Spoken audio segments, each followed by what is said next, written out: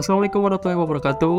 Kembali lagi dengan kelompok 5. Pada video kali ini akan mendemonstrasikan penggunaan microcontroller dengan keypad untuk mengendalikan solenoid agar bisa dua kondisi, yaitu yang pertama ada normally open dan juga normally close. Nah, untuk kelompok kami ini terdiri dari 7 orang. Yang pertama ada Alia Nur Septiani, kemudian Arya Pandia, Imam Fahri Ahmad, Leisha Amini, Muhammad Iqbal Fauzan, Sarah Agustin, dan yang terakhir ada Tobagus Setio Mulyatama. Oke, kita langsung ke pembahasannya. Praktek kali ini adalah rangkaian pengendali solenoid dengan microcontroller melalui keypad dengan case open close-nya solenoid. Apa sih microcontroller dan keypad itu? Microcontroller adalah sebuah komputer kecil yang terdiri dari unit pemroses pusat atau CPU, memori, dan perangkat keras input-output yang terintegrasi dalam satu chip tunggal. Microcontroller dirancang khusus untuk mengontrol berbagai macam sistem dan perangkat elektronik yang memerlukan proses pengambilan, keputusan, dan kontrol otomatis. Contoh penggunaan microcontroller meliputi kendali otomatis pada mesin-mesin industri, kendali suhu pada oven dan kulkas, sistem keamanan pintu, kendali lampu lalu lintas, sistem pengaturan kecepatan mesin-mesin, dan banyak lagi. Microcontroller biasanya lebih hemat energi dan lebih murah daripada komputer umumnya, sehingga lebih cocok untuk penggunaan di perangkat dan sistem yang memerlukan biaya rendah dan efisiensi energi yang tinggi. Nah, keypad adalah saklar-saklar push button yang disusun secara matriks yang berfungsi untuk menginput data. Keypad berfungsi sebagai interface antara perangkat atau mesin elektronik dengan manusia, atau dikenal dengan istilah HMI. Pada dasarnya, keypad adalah sejumlah tombol yang disusun sedemikian rupa sehingga membentuk susunan tombol angka dan beberapa menu lainnya.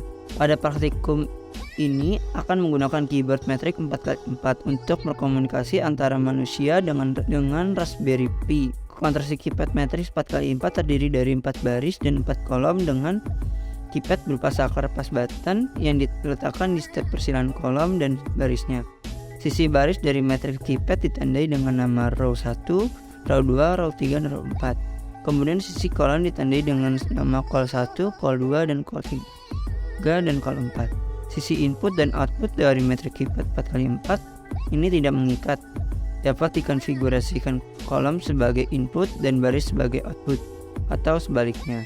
Keypad matriks 4x4 memiliki ukuran fisik 77 dikali 69 dikali 1 mm dengan panjang kabel konektor plus minus 80 mm.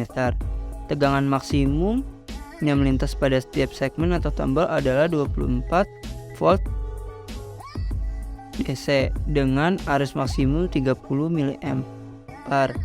Suhu pengoperasian antara 32 hingga 122 0 Fahrenheit atau 0 hingga 500 Celcius. Baik, penjelasan berikutnya adalah mengenai solenoid yang akan dijelaskan oleh teman saya. Baik, di sini saya akan menjelaskan pengertian dari solenoid. Solenoid itu merupakan jenis kumparan yang terbuat dari kabel panjang yang dilipat secara rapat dan panjangnya jauh lebih besar dibandingkan dengan diameternya. Selanjutnya ada fungsi utama solenoid, yaitu sebagai pemindai gigi otomatis yang memudahkan untuk mengendalikan mobil seperti pengatur tekanan oli pada katup bodi tempatnya yang terpasang. Adapun cara kerjanya solenoid itu yaitu bekerja dengan menggunakan prinsip elektromagnetik yang dimana katupnya akan bekerja ketika kumparan mendapatkan tegangan dan berubah menjadi medan magnet. Sekarang giliran saya yaitu menjelaskan tentang flowchart-nya. Flowchart dari praktikum 5 ini yaitu solenoid. Yakni kita lebih ke praktikum ini menggunakan solenoid itu yang dimana kita menggunakan relay untuk mengaktifkannya, yang dimana solenoid itu bisa digunakan seperti membuka pintu.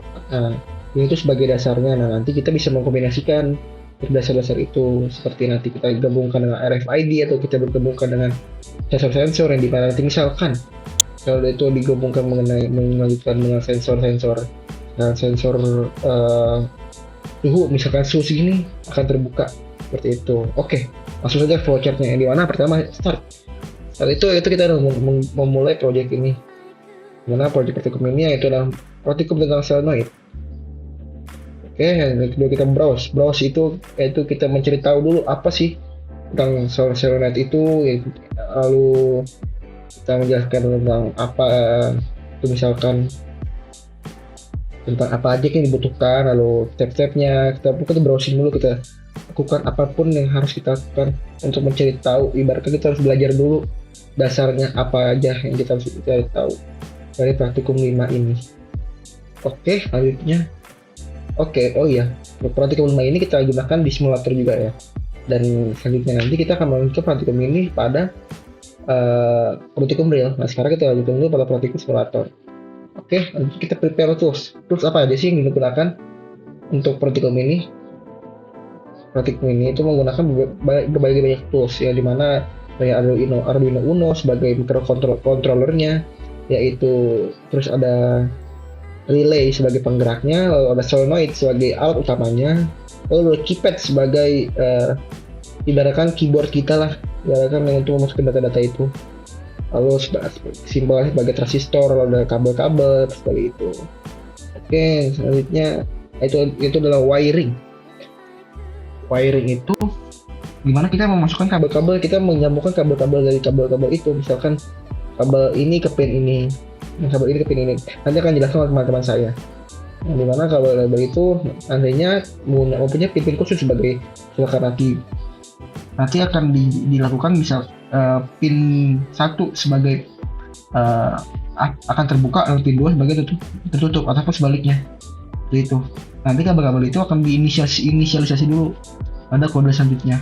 Nah, ini ada input kode, yang dimana input kode ini itu adalah suatu proses yang menghasilkan codingan, satu kode yang dimana kode itu akan diinjek ke Arduino. Arduino itu akan masukkan kode-kode tersebut untuk dijalankan sesuai algoritma yang kita buat, yang dimana keypad 1 sebagai akan menutup dan keypad 2 akan terbuka ataupun sebaliknya. Nah, nanti setelah itu akan terhasil output yang kita inginkan algoritma itu. Lalu sebelum itu kita harus melakukan dulu inisialisasi di mana seperti biasa kita akan melakukan inisialisasi, yaitu keypadnya pin berapa aja, kita inisialisasi dulu keypadnya seperti kita melakukan pemanggilan library pada bahasa pemrograman. Lalu kita juga nanti setelah itu baru kita masuk algoritmanya, seperti if 2 dipanggil akan terbuka dan if 1 akan tertutup, seperti itu. Lalu setelah itu kita run kode tersebut. Nah, nanti ada 2 hasilnya, yang dimana apabila berhasil ini ke kanan dan apabila gagal itu ke bawah. Yang dimana gagal itu di bawah, kita harus menganalisis di mana kesalahan kita, apakah di alatnya, apakah alatnya rusak, ataupun di wiringnya, ataupun di kodenya. Nah, analisis ini juga kita masukkan dulu ke browse. Kita belajar lagi apa sih yang salah dari praktikum ini, seperti itu, entah dari toolsnya, ataupun wiringnya, ataupun kodenya. Misalkan tools itu apakah kita salah dalam alatnya, misalkan kita harus masukkannya, misalkan harus membutuhkan resistor kurang, ataupun transistor kurang besar, ataupun begitulah banyak, misalkan tuh. Lalu apabila wiring yang salah, kita salah memasukkan kabel-kabelnya, di mana kabelnya misalkan kita pin 1 ke pin 12, ataupun sebaliknya kita masukkan ground marker PCC, seperti itu. Apalagi dengan kodenya kita mungkin salah sintaksnya, ataupun kita salah panggilannya, salah if-nya, misalkan kita if dengan kode 1 ataupun kedua kita memasukkan kode 5 ataupun 6, seperti itu. Lalu bila berhasil, kita sudah ini lagi, sudah kode lagi berhasil, baru kita ke analisis lagi. Apa sih kenapa bisa berhasil dan apa yang dihasilkan, seperti itu. Nah, nanti setelah itu kita tulis analisis tersebut dalam bentuk video ini, ataupun nanti kita buat laporannya, seperti itu. Sudah selesai, kita finish praktikum 5 sudah selesai, dan selesai kita dapat melihat output yang kita hasilkan. Dan sepertinya praktikum 5 ini sebagai dasar, yang dimana nantinya juga praktikum seperti ini itu bisa digunakan dalam banyak hal. Misalkan kita membuat, tadi sudah saya sebutkan di awal, itu dimana kita bisa membuat ritual terbuka otomatis, ataupun nanti misalkan pintu air otomatis, banyak lah solenoid ini. Oke, mungkin situ saja bisa saya sampaikan. Selanjutnya kita serahkan ke teman saya. Terima kasih. Oke, alat dan bahan untuk praktikum kelima, yaitu ada keypad yang pertama, yang kedua ada Arduino Uno, yang ketiga ada breadboard, more. Terus yang keempat ada power supply, yang kelima ada light, yang keenam ada transistor, ketujuh ada resistor, dan yang kedelapan ada relay SPDT. Oke, itu saja untuk alat dan bahan untuk praktikum 5. Terima kasih. Oke, berikutnya sekarang kita akan masuk ke dalam proses perancangannya. Nah, judul kali ini yaitu mengintegrasikan microcontroller dengan keypad dan pengendali solenoid on-off. Nah, dikarenakan di Tinkercad keterbatasan alat, jadi tidak ada solenoid, maka dari itu kita ganti menggunakan LED. Untuk langkah yang pertamanya yaitu menyambungkan pin 2 Arduino ke resistor terminal 1, lalu resistor terminal 2 juga disambungkan ke base NPN transistor. Kita sambungkan ke terminal 1 resistor, dan resistor terminal 2 kita sambungkan ke base NPN transistor. Oke, berikutnya yaitu kita akan menyambungkan kolektor NPN transistor ke relay SPDT yang berada di terminal 5. Oke, sini kita beri warna yang berbeda. Selanjutnya, kita akan menyambungkan bagian emitter pada NPN transistor disambungkan dengan project board. Kita beri warna yang berbeda lagi.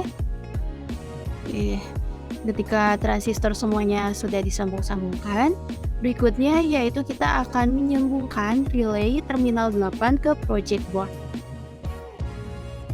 Oke, berikutnya kita akan menyambungkan terminal 1 relay disambungkan dengan LED di terminal 2 dan menyambungkan relay terminal 12 pada project board. Berikutnya yaitu menyambungkan relay terminal 12 pada project board. Oke, berikutnya yaitu kita akan menyambungkan LED nomor 1, LED terminal 1 ke power supply sisi positif. Untuk power supply sisi positif itu yang berwarna merah. Oke, selanjutnya yaitu kita akan menyambungkan power supply sisi negatif disambungkan dengan relay terminal 6. Berikutnya kita menyambungkan VCC dan groundnya yang berada di Arduino ke project board. Untuk VCC-nya yaitu 5 volt dan groundnya akan disambungkan ke project board. VCC terlebih dahulu kita sambungkan ke project board. Kita beri warna yang berbeda. Berikutnya yaitu groundnya kita sambungkan juga ke project board. Oke, ketika semuanya sudah disambungkan, yang terakhir kita akan menyambungkan keypad 4x4 dengan pin yang tertera pada Arduino dimulai dari pin 6 hingga pin 13. Kita sambungkan dari kolom 4 terlebih dahulu ke pin 6 Arduino. Berikutnya yaitu kolom nomor 3 keypad disambungkan dengan pin 7 Arduino dan kolom nomor 2 keypad disambungkan dengan pin 8 Arduino. Yang terakhir nomor 1 keypad disambungkan dengan pin 9 Arduino. Berikutnya row nomor 4 keypad disambungkan dengan pin 10 Arduino. Kita beri warna yang berbeda terlebih dahulu. Berikutnya row nomor 3 keypad disambungkan dengan pin 11 Arduino. Row nomor 2 keypad disambungkan dengan pin nomor 12 Arduino. Dan terakhir row nomor 1 keypad disambungkan dengan pin nomor 13 Arduino. Oke, untuk perancangan praktikum solenoid kali ini sudah selesai.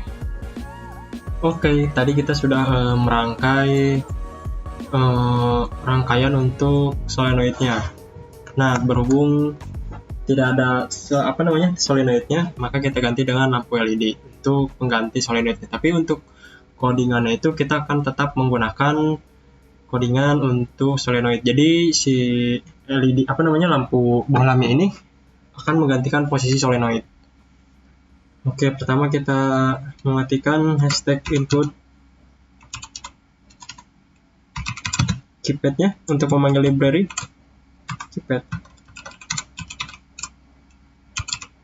Oke, selanjutnya kita definisikan jumlah baris dan kolom. Selanjutnya kita definisikan tiap-tiap karakter dari keypadnya.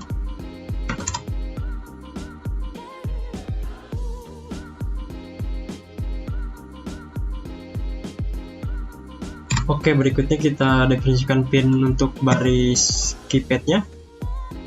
Kita atur di pin 13, 12, 11, dan 10 untuk barisnya. Kemudian untuk kolomnya kita setting di 9876.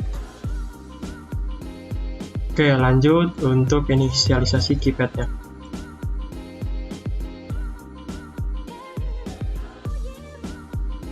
Nah, ini untuk output NPN dan relaynya.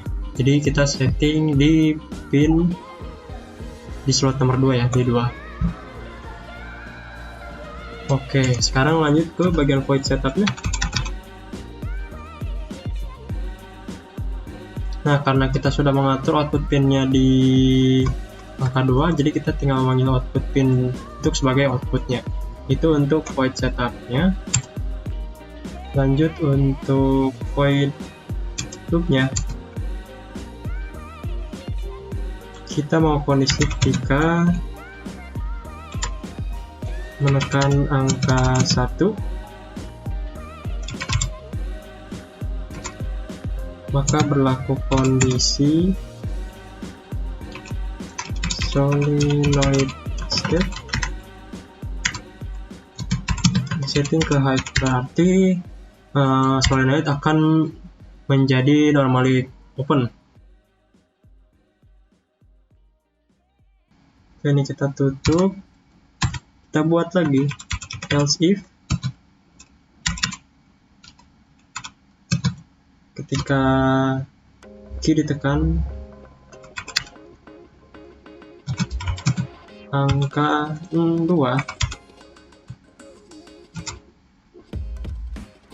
maka akan berlaku solenoidnya itu normally closed.